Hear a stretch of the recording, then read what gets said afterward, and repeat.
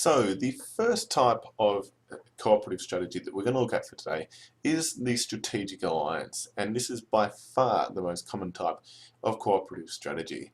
This is that type of strategy where firms combine some of their resources and capabilities for the purpose of creating a competitive advantage. So it involves the exchange and sharing of the two firms' resources or capabilities to co-develop, sell and service the goods or services that they produce.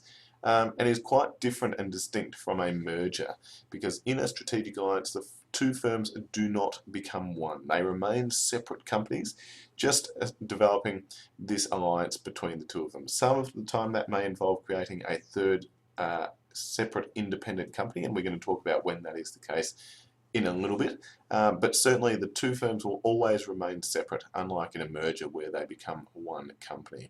So the example that we have here is the two car companies, BMW and Peugeot. They have entered into a strategic alliance where they basically develop in particular engines as well as other things in their cars. So these two examples that we have down here, the Mini is owned and produced by BMW, and the Peugeot 208 GTI is produced by Peugeot, not surprisingly.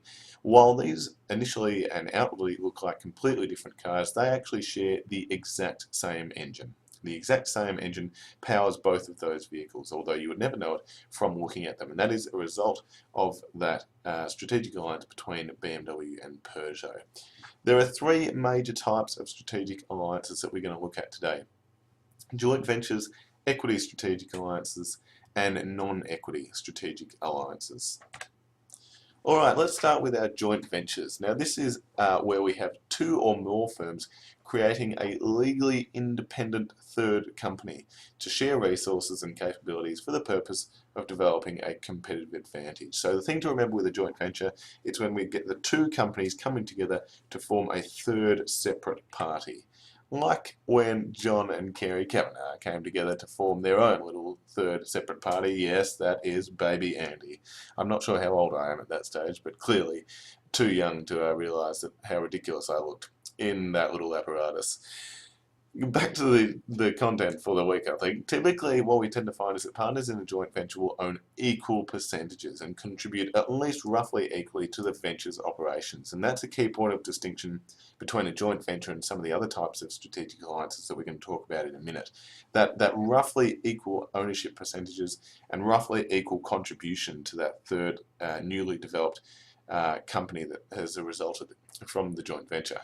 So some examples that we have here is back in 1999, Germany's Siemens AG and Japan's Fujitsu Limited each own 50% of the joint venture, which they named Fujitsu Siemens Computers BV, which later became Fujitsu Technology Solutions when Fujitsu bought out Siemens' share of that company that they created. So clearly those two companies there coming together to create a third company.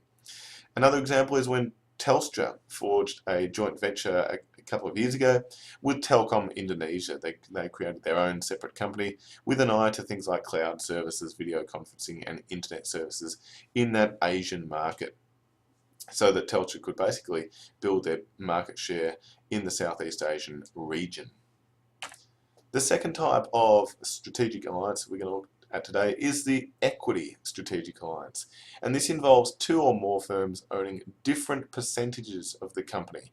They are formed by combining some of their resource and capability for the purpose of creating a competitive advantage. So unlike our previous example with the joint venture, here we have a situation where the two companies involved in the strategic alliance do not own the same percentages. So they have different equivalent inputs into the company that they have created. So like a joint venture, they are still creating a third independent company, but now they own different percentages, where the joint venture was roughly 50-50. What we see is many foreign direct investments, such as those being made especially in China, being completed through this type of strategic alliance. So the examples that we have here for you: the Japanese telecom company NTT Docomo and the Chinese internet search operator Baidu, they established an equity strategic alliance in China to distribute games and other mobile phone content. So they created a new company, but they didn't own the same percentages.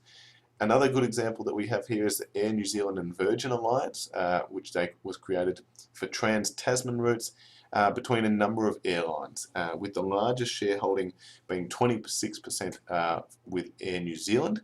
Singapore Airlines owned 22% of that company. Etihad Airlines had 21%, and the Virgin Group, which has nothing to do with the male cast from Beauty and the Geek, mind you. We are talking about the airline here. They had 10% of that company that they had created. The third type of strategic alliance that we're going to look at today is the non-equity strategic alliance. And this involves two or more firms developing a contractual relationship to share some of their resources and capabilities to create a competitive advantage. Unlike a joint venture or an equity strategic alliance, though, they do not establish any third separate independent company. So when the companies come together, they only create some form of a contractual relationship without creating a whole new company, as is the case with our joint ventures and our equity strategic alliances. The alliance is therefore usually less formal because you haven't invested so much money into a whole new company together.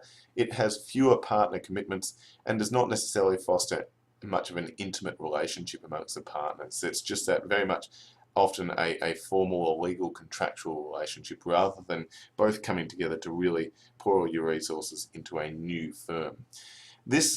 Some common examples of non-equity strategic alliance involve things like licensing agreements, distribution agreements, and supply contracts. We're going to talk about outsourcing on the next slide. So some examples: Hewlett-Packard actively use this type of cooperative strategy to license much of their intellectual property, so they don't create a new company with other firms, but they just license off some of their assets and their capabilities. And Qantas and Emirates have also gone into a code-sharing partnership. They haven't created a new company together as such, but they are sharing things between the two companies. So as you can see here, it is very much a situation where you're not creating a third party like Baby Andy on the previous slide. You are just coming together and often getting stuck in a relationship, a contractual relationship with another firm. As I said and touched on before, outsourcing is probably the most common type of non-equity strategic alliance, and this is where that involve a type of strategic alliance that involves the purchase of a value-creating primary or support activity from another firm.